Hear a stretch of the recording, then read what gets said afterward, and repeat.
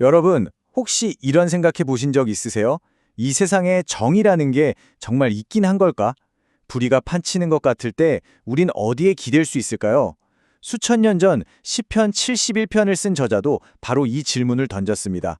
오늘 그의 간절한 기도 속으로 들어가서 그 답의 실마리를 한번 찾아보려고 합니다.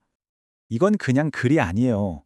정말 불의와 잔인함에 완전히 짓눌린 한 사람의 절규라고 할 수 있죠. 이 목소리에서 느껴지는 고통과 간절함, 여기서부터 시편 71편의 이야기가 시작됩니다. 이게 그냥 옛날 이야기 같으세요? 아니요, 전혀니요. 우리가 살면서 세상 진짜 불공평하다 느낄 때 있잖아요. 그럴 때 우리는 대체 어디로 가야 할까요?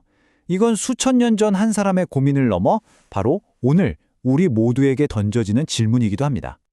근데 여기서 진짜 흥미로운 게 뭔지 아세요? 이 사람이 제가 이렇게 착하게 살았으니까 제발 도와주세요라고 말하지 않는다는 거예요.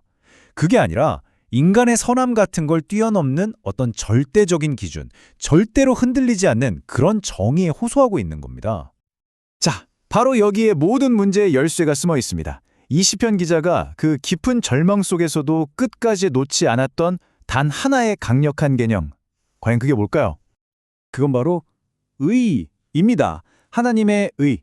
지금부터 이 시편의 가장 핵심으로 들어가서 이 단어가 진짜 뭘 의미하는지 한번 제대로 파헤쳐 보죠. 우리가 보통 의라고 하면 그냥 권선징악 같은 걸 떠올리기 쉽잖아요. 착하면 상 받고 나쁘면 벌 받고. 근데 여기서 말하는 하나님의 의는 그런 단순한 규칙이 아니에요. 훨씬 더 역동적인 개념입니다. 기울어진 운동장 같은 이 세상을 바로잡으려고 하나님이 직접 뛰어드시는 행동. 특히 힘없고 억압받는 사람들 편에 서서 정의를 세우시는 그런 적극적인 힘을 말하는 거죠. 이 개념이 얼마나 절박하고 중심적인지 아세요? 이 짧은 시편 안에서 주의 의라는 표현이 한 번도 아니고 무려 5번이나 반복됩니다. 정말 대단하죠? 그러니까 이 시편 기자는 말 그대로 이 개념 하나에 모든 걸 걸고 있는 거예요. 그리고 이 의라는 게 무슨 딱딱한 법 조항 같은 게 아닙니다. 이건 아주 개인적이고 깊은 관계에 기반한 약속이에요. 가장 중요한 건 이겁니다. 의는 단순한 규칙 모음집이 아니라는 거죠. 이건 바로 언약이에요. 하나님이 내가 너희를 반드시 지키고 구원하겠다고 맺으신 절대 깨지지 않는 약속 말이죠. 그러니까 하나님의 의라는 건 바로 그 약속을 지키시는 하나님의 행동 그 자체인 겁니다. 결국 이 모든 건 언약이라는 관계 안에서 일어나는 일이에요.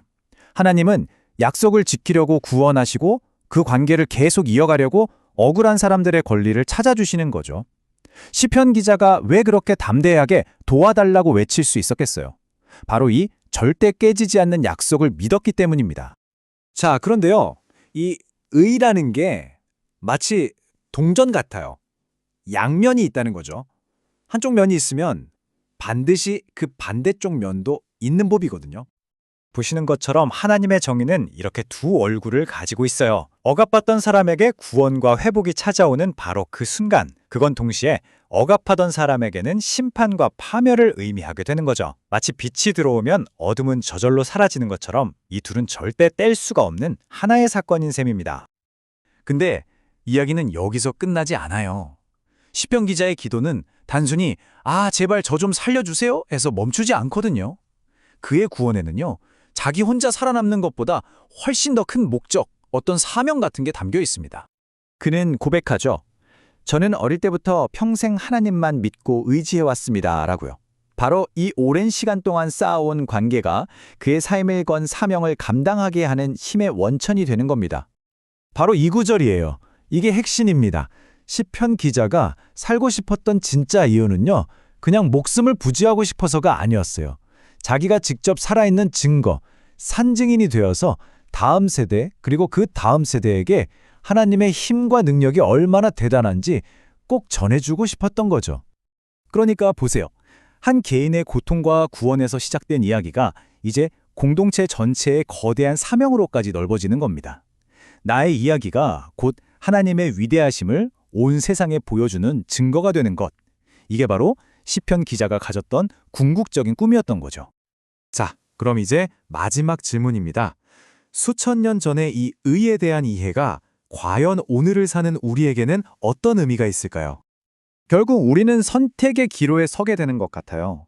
첫 번째 길은 세상의 방식을 따르는 거죠. 내 자신, 내 양심, 아니면 성공이나 운명 같은 거요. 근데 이런 것들은 어때요? 유행처럼 상황 따라 계속 바뀌잖아요. 굉장히 불안정하죠. 다른 길은 시편 기자처럼 변치 않는 절대적인 기준, 바로 그 창조주에게 삶의 닻을 내리는 겁니다. 이 시편은 우리에게 묻고 있는 거예요. 당신은 어느 길을 선택할 거냐고요. 이 고대의 기도가 오늘 우리에게 던지는 마지막 질문입니다. 정말 모든 것이 너무나도 빠르게 변하는 이 세상 속에서 여러분이 궁극적으로 붙들고 있는 정의의 기준, 그리고 희망의 근거는 과연 무엇인가요? 이 질문에 대한 답은 아마 여러분 각자의 삶 속에서 찾아야 할 것 같습니다.